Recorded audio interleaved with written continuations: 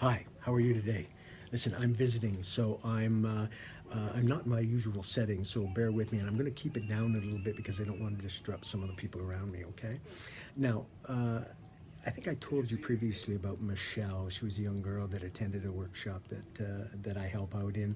She was to come back this last Thursday, the other day, with a finished piece to work on, a monologue, and she was going to do a two-parter as well.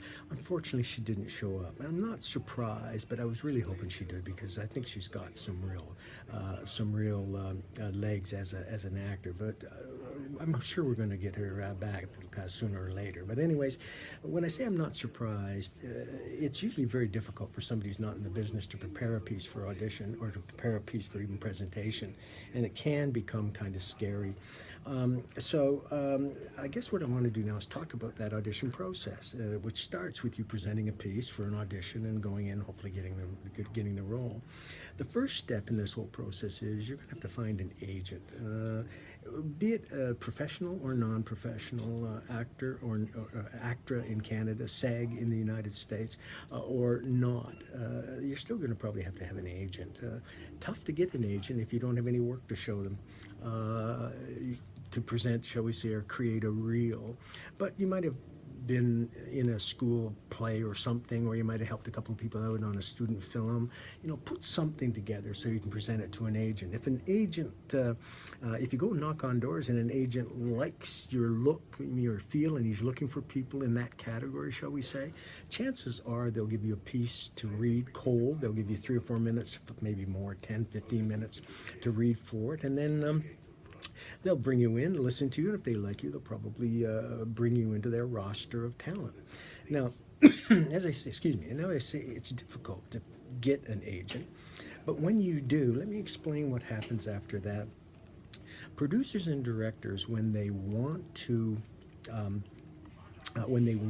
look at people or have people audition for specific roles, shall we say, what they'll do is they need to see something. So the first thing you'll have to get as an agent is a headshot. Now, they're going to cost anywhere from $350 to $500, maybe even more.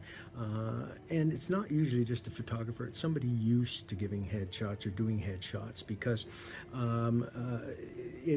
there are certain things that a casting director is looking for. I'm not quite sure what they are, quite frankly, but they do prefer professional headshots done by people. Maybe it's an indication that you're serious about getting into the business. I'm not quite sure, but I think you get the idea. So you're also going to, as I say, have that resume, regardless of how strong it is. So you've got a resume and you've got a headshot. So your agent is prepared. Now, as I say, when a director or casting director wants to find people for his film or her film, what they'll do is they'll send out instructions and descriptions of the people they're trying to fill, all the people in that film. So you might have 20, 30 people for that film.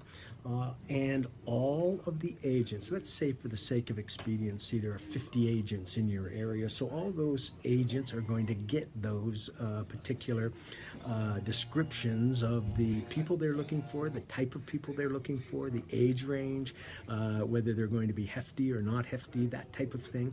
When the agent gets those, what the agent's going to do is look at everybody in their roster, and then what they're going to do is pull out from their roster the files on people that may fit that role. They're going to pick out, and that's why we call them picks. They're going to pick out the people that might qualify for all of those roles.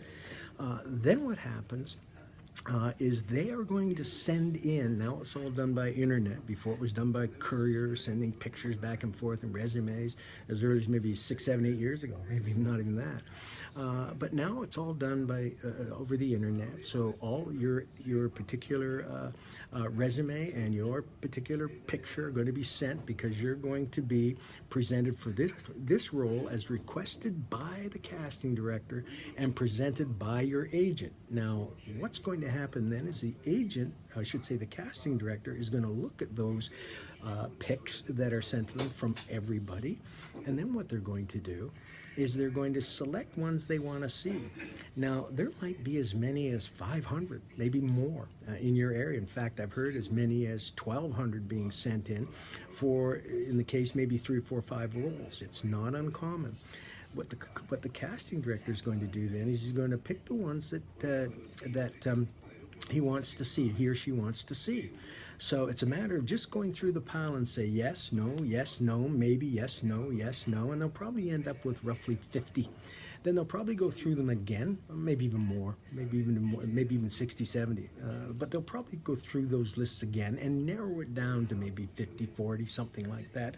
And in some cases, they might even narrow it down even less than that, maybe to even 10 or 12. But they'll narrow it down, and then they'll send a notification back to the agent saying, hey, we want to see this person at 2 o'clock tomorrow afternoon, and here are the sides or lines seen that we want them to measure, I should say memorize, and they're going to play the role of John or Mary or whatever it is. Then it's up to you, your agent, to get in touch with you. They'll call you. You've got to get the sides right away, and you have to you put them to memory so that you can be there the next day at the time specified. All right? It's not easy here either, because you're going to get those notifications anywhere from maybe 4 o'clock till 6 o'clock in the afternoon, and sometimes your audition is at 9 o'clock the next morning. So you've got a lot of work to do that night, and you've got to be prepared for that, because that's part of the business.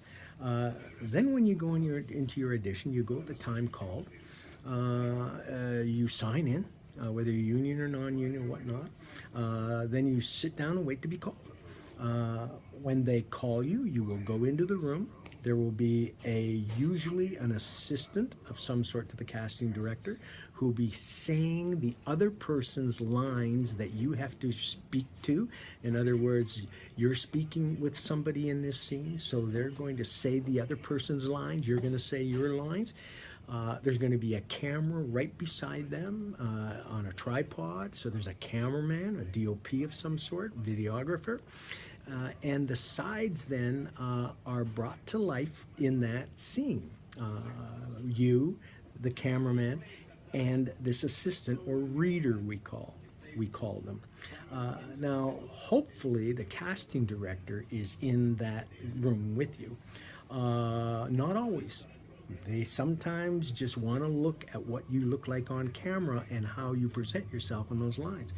A few years ago, it always used to be a casting director and someone from the film itself, either producer or director. That doesn't happen that much now, which is leaving wide open some new opportunities, I think, in terms of preparation of reel, doing your own stuff, and so on, because everybody's getting very used now to seeing what we call self-tapes. So I'll keep you posted on how that goes. Then, of course, what will happen is you may or may not get a call back to go in on a second audition. It's called a callback, because they do want to see you. They like what you did on your first audition, and at that point you will have a director or a producer or somebody of that nature in the room with you.